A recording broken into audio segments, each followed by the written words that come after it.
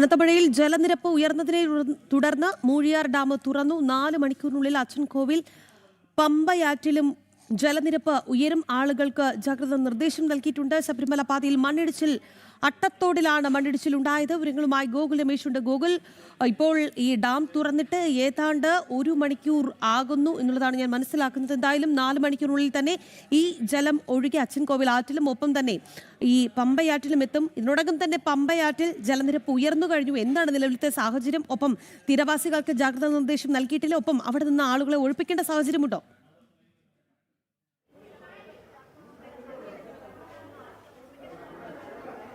രാഖി, നിലവിൽ പത്തനംതിട്ട ജില്ലയിൽ വീണ്ടും ഒരു ആശങ്കയുടെ നിമിഷങ്ങളാണ് രാവിലെ മുതൽ ഉണ്ടായിക്കൊണ്ടിരിക്കുന്നത്. പ്രത്യേകിച്ച് ഇന്നലെ രാത്രി ശക്തമായിട്ടുള്ള മഴ വനപ്രദേശങ്ങളിൽ ഉൾപ്പെടെ, ശബരിമല വനമേഖലയിൽ ഉൾപ്പെടെ പെയ്തതാണ് ഈ ആശങ്കയ്ക്ക് ഇടയാക്കിയിരിക്കുന്നത്.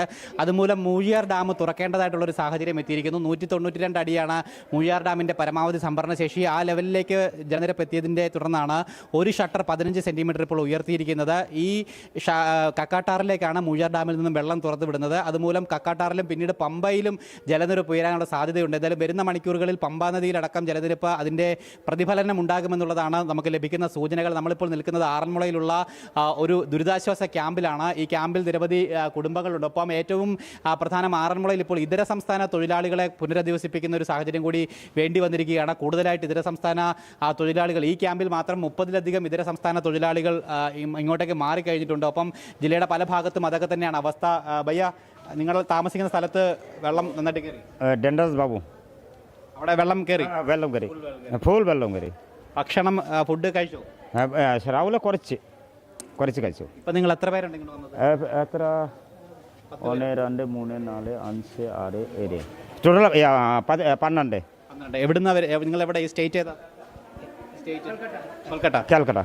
കാൽക്കട്ട. എന്തായാലും പശ്ചിമ ബംഗാളിൽ നിന്നുള്ള ഇതര സംസ്ഥാന തൊഴിലാളികൾ ഉൾപ്പെടെയാണ് ഇങ്ങോട്ടേക്ക് മാറിയിരിക്കുന്നത്. രാവിലെ ഈ ക്യാമ്പിലാണ്, അതായത് ഈ ഇതര സംസ്ഥാന തൊഴിലാളികൾക്ക് ഭക്ഷണം ലഭിക്കുന്നില്ല എന്നുള്ളൊരു പരാതി ഉയർന്നു വന്നിട്ടുണ്ടായിരുന്നു. എന്തായാലും അവർക്ക് രാവിലെ ബ്രെഡ് എത്തിച്ചിട്ടുണ്ട്. ഭക്ഷണം കൃത്യമായിട്ട് എത്തിക്കാനായിട്ട് അധികാരികൾക്ക് സാധിച്ചിട്ടുണ്ട്. പക്ഷേ ഇപ്പോൾ ഈ ഇതര സംസ്ഥാന തൊഴിലാളികളുടെ എണ്ണം ക്യാമ്പുകളിൽ കൂടി വന്നുകൊണ്ടിരിക്കുകയാണ്. എന്തായാലും ക്യാമ്പിൻ്റെ കൂടുതലായിട്ടുള്ള ആളുകൾ നമ്മളോടൊപ്പം ചേരുകയാണ്. ചേട്ടാ, നിങ്ങൾ 1 വാർഡിലെ മെമ്പറാണ്. ഇത് അടുത്ത വാർഡിലെ ശ്രീരാജ്. രാവിലെ ഇവിടെ ഇവർക്ക് ഫുഡ് ഞങ്ങൾ തന്നെ എത്തിച്ചത്. ബ്രെഡ് ഇവർക്ക് എടുത്ത്, അപ്പോൾ ഇവർക്ക് ഇവർക്ക് ബ്രെഡ് ഒന്നും കഴിക്കരുത്, ചപ്പാത്തി സാധനങ്ങളൊക്കെ കഴിക്കുന്നത്. അപ്പോൾ ഇവരെ സാധനമുണ്ട്. ഇവരെ കോൺട്രാക്റ്റുമായിട്ട് ബന്ധപ്പെട്ടപ്പോൾ അവരുടെ സാധനം ഉണ്ടെന്നാണ് പറഞ്ഞത്. ഇവർ കഴിഞ്ഞ ദിവസം നമ്മൾ ഇവിടേക്കുള്ള സാധനം കൊടുത്തപ്പം അവർക്ക് കൂടെ ആണെന്നുള്ള രീതിയിലാണ് ഇവർക്ക് നമ്മൾ കൊടുക്കുന്നത്. നമ്മുടെ ആഹാരം ഇവർക്ക് പറ്റത്തില്ല, അവർ സ്വയം പാചകം ചെയ്ത് കഴിക്കുമെന്നാണ് അവർ പറയുന്നത്. പക്ഷേ ഇവരെ കോൺട്രാക്ടർമാർ നമ്മൾ പലരും ഫോൺ എടുക്കുന്നില്ല.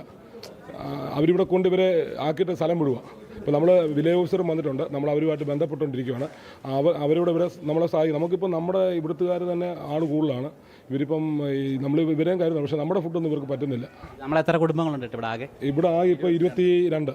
ഇവരെ കൂട്ടിയാൽ അല്ല, അപ്പോൾ എത്ര ഫാമിലീസ് മലയാളീസ് 25 ഫാമിലി ഉണ്ട്. പിന്നെ അതിഥി തൊഴിലാളി 2 ഫാമിലീസ് ഉണ്ട്. ഇവർക്കുള്ള മരുന്ന്, ഭക്ഷണം, വെള്ളം കൃത്യം അതെല്ലാം ഉണ്ട്. ഡോക്ടർ വരുന്നുണ്ട്, ചെക്കപ്പ് ചെയ്യുന്നുണ്ട്. ഇന്നലെ വന്ന് പരിശോധിച്ചതാണ്.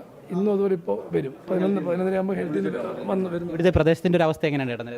ഇപ്പോൾ ഒന്ന് വെള്ളം കയറിയിട്ട് ഇറങ്ങിയതാണ്. പക്ഷേ ഇപ്പം നമ്മൾ റാന്നിയിൽ നിന്നൊക്കെ വെള്ളം താഴുമ്പോൾ ഉയരാനാണ് സാധ്യത. ഇതാണ് ഏറ്റവും 2018 വെള്ളം കയറാത്ത ഒരു സ്ഥലമാണ് ഇത്, ഈ ക്യാമ്പ്. പക്ഷേ ഇതിൻ്റെ പരിസരത്തൊക്കെ ഇപ്പോഴും ആൾക്കാരുണ്ട്. അതിൻ്റെ ഇടയ്ക്ക് ഞങ്ങൾ ഇറങ്ങാൻ പോവുക. 2 സൈഡിലോട്ടും പ്രായമുള്ളവരെയൊക്കെ റെസ്ക്യൂ ചെയ്യാൻ പോവുക. രക്ഷാപ്രവർത്തനമൊക്കെ എങ്ങനെ ആൾക്കാർ? ഇപ്പോൾ ഞങ്ങൾക്കൊരു ബോട്ടിൻ്റെ ഇതുണ്ട് ഇവിടെ. ബാക്കി അതിഥി തൊഴിലാളികളും കുറച്ചൊരു ഫാമിലി ഒരു 120 പേരോടെ ഇവിടെ താഴെ പെട്ട് നിൽക്കുക. ഞങ്ങളിപ്പോൾ JCB കൂടെ ആ ഭാഗത്തോട്ട് പോയായിരുന്നു. പക്ഷേ അങ്ങോട്ട് കടക്കാൻ പറ്റത്തില്ല. അതിന് ഡീസൽ ടാങ്ക് മേളിലേക്ക് വെള്ളം ഉയർന്നുകൊണ്ട് തിരിച്ചു പോകേണ്ടി വന്നു. അപ്പം ബോട്ടിൻ്റെ ഒരു ഏർപ്പാടാക്കിയിട്ടുണ്ട്. ആഴമായില്ലേ? ആഴമുണ്ടല്ലേ? ആഴമല്ല, വെള്ളം ഇച്ചിരി പൊങ്ങിയിട്ടുണ്ട്. പറയുവാണെങ്കിൽ നമുക്ക് റെസ്ക്യൂ ചെയ്യാൻ ബോട്ട് തരണം എന്ന് പറഞ്ഞുകൊണ്ടിരിക്കുക. ഈ സംഭവം ഇതിങ്ങനെ എത്തിയിട്ടില്ല. നമുക്ക് എത്രയും പെട്ടെന്ന് 2 കിട്ടിക്കഴിഞ്ഞാൽ നമ്മൾ തന്നെ കയറും. നമ്മളും രാവിലെ തൊട്ട് ഇറങ്ങാൻ 3 ദിവസമായിട്ട് ഇതേ നിലപാടാണ്. വീട്ടിൽ പോലും പോകാൻ നമ്മളിവിടെ പല ആൾക്കാരും വരുന്നില്ല. ഇപ്പം നമ്മൾ ഫയർഫോഴ്സിൻ്റെ ആൾക്കാർ പറഞ്ഞു, അവർ വിളിക്കുമ്പോൾ വരുന്നില്ല, വീടിൻ്റെ ഞങ്ങളിവിടെ സുരക്ഷിതരാണെന്നൊക്കെ പറയുന്നുണ്ടെന്നൊക്കെ പറയുന്നു. അങ്ങനെയുള്ള ആൾക്കാരോടൊക്കെ അവരെയൊക്കെ അറിയിക്കാൻ വേണ്ടിയിട്ട് അല്ലെങ്കിൽ ഇറക്കാൻ വേണ്ടിയിട്ട് നിങ്ങൾ ജനപ്രതിനിധികൾ ഇടപെടുന്നുണ്ട്? ഞങ്ങൾ കഴിഞ്ഞ ദിവസം നേരിട്ട് ഞങ്ങൾ വരുന്നില്ലെന്ന് പറഞ്ഞു. അപ്പോൾ അവർ പറഞ്ഞ് ഈ വരുന്നില്ലെന്ന് പറഞ്ഞവർ ഇവരുടെ കറണ്ട് തീരുമ്പം വെള്ളം തീരും, ഇത് കുറച്ച് കഴിയുമ്പോൾ ഇതുപോലെ ചാനലുകാരൊക്കെ ഇവർ അടുത്ത് ചെല്ലുമ്പോൾ അവർ പറഞ്ഞ് ഒന്നും കിട്ടുന്നില്ല എന്ന് പറയും. ഇവരൊക്കെ വന്നു കഴിഞ്ഞാൽ നമുക്ക് സൗകര്യപ്പെടാം. ഞങ്ങളും ഈ 6 മണി കഴിഞ്ഞാൽ ഞങ്ങൾക്കും കയറി ഒന്നിരിക്കണ്ടേ. അപ്പോൾ ഇവരോട് പറയുന്ന പലരും വരുന്നില്ലെന്നുള്ള രീതിയിലായിരിക്കുന്നത്. പിന്നെ ഇവർ പ്രശ്നമാകുമ്പോൾ ഇവർ വിളി തുടങ്ങും. അതായി സംഭവിക്കുന്നത്.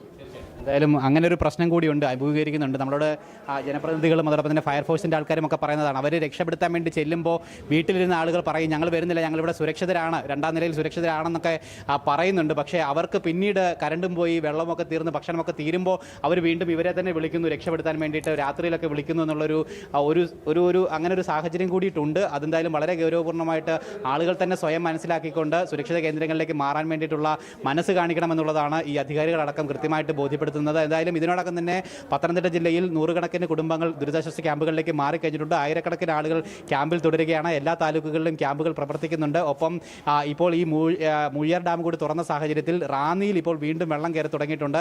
ഇന്നലെ റാന്നിയിൽ വെള്ളമൊന്ന് ഇറങ്ങിയതായിരുന്നു, പക്ഷേ ഇപ്പോൾ വീണ്ടും റാന്നിയുടെ പല ഭാഗങ്ങളിലും മാമുക്ക് അതോടൊപ്പം തന്നെ തുടങ്ങിയിട്ടുള്ള നഗരത്തിൻ്റെ പ്രധാന ഭാഗങ്ങളിലെല്ലാം തന്നെ വെള്ളം കയറി തുടങ്ങിയിട്ടുണ്ട്. വ്യാപാര സ്ഥാപനങ്ങളിലും വീടുകളിലും ഒക്കെ വെള്ളം കയറി. ആറന്മുളയിലും വെള്ളം അതുപോലെ തന്നെ തുടരുകയാണ്. എന്തായാലും ഇന്ന് ആറന്മുള വള്ളസദ്യകളിൽ നിയന്ത്രണം ഉണ്ടായിട്ടുണ്ട്. ഇന്നിപ്പോൾ ഒരു വഴിപാട് സദ്യ മാത്രമാണ് നടക്കുന്നുള്ളതെന്നുള്ളതാണ് നമുക്ക് മനസ്സിലാക്കുവാനായിട്ട് സാധിക്കുന്നത്. എന്തായാലും ആറന്മുളയിൽ വെള്ളം തുടരുകയാണ്. മൂഴിയാർ ഡാം തുറന്ന സാഹചര്യത്തിൽ വരുന്ന മണിക്കൂറുകളിൽ പമ്പാ നദിയിൽ അല്പം കൂടി ജലനിരപ്പ് ഉയരാൻ സാധ്യതയുണ്ട്. അതുകൊണ്ട് തന്നെ ജനങ്ങളെ പൂർണ്ണമായിട്ടും സുരക്ഷിതരായിട്ട് മാറ്റുക എന്നുള്ളൊരു പ്രാഥമികമായിട്ടുള്ള കാര്യങ്ങൾക്കാണ് ഈ ഘട്ടത്തിൽ മുൻഗണന നൽകിക്കൊണ്ടിരിക്കുന്നത്. രക്ഷാപ്രവർത്തനം പുരോഗമിച്ചുകൊണ്ടിരിക്കുകയാണ്. ക്യാമ്പുകളൊക്കെ സജീവമായി തന്നെ പ്രവർത്തിച്ചുകൊണ്ടിരിക്കുകയാണ്. രാഖി. ശരി ഗൂഗിൾ, എന്തായാലും മൂഴിയാർ ഡാം തുറന്നിരിക്കുകയാണ്. ഈ ജലം അച്ചൻകോവിൽ ആറ്റിലേക്കും ഒപ്പം തന്നെ പമ്പ ആറ്റിലേക്കും എത്തും. അവിടെ തീരവാസികൾക്ക് ജാഗ്രതാ നിർദ്ദേശമുണ്ട്. ഒപ്പം തന്നെ ഈ ശബരിമല പാതയിൽ മണ്ണിടിച്ചിൽ ഉണ്ടായിട്ടുണ്ട്, അട്ടത്തോടിൽ മണ്ണിടിച്ചിൽ ഉണ്ടായിട്ടുണ്ട് എന്നുള്ളതാണ് ഗൂഗിൾ റിപ്പോർട്ട് ചെയ്യുന്നത്.